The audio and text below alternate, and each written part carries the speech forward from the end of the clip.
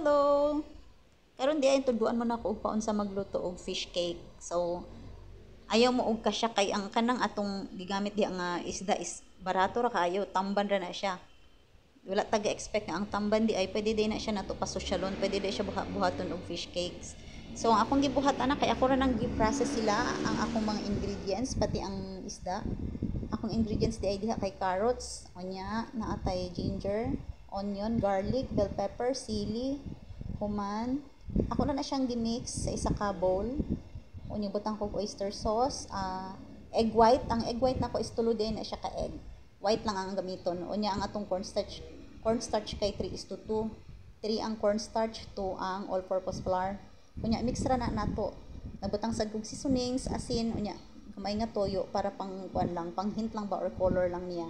So pag humanday na tog mix ana kay maghuatag oil, pahiran na to siya og oil para dili magdikit ang isda. Unya kay wala man ko air fryer, ako na lang siyang gi-steam og 15 minutes.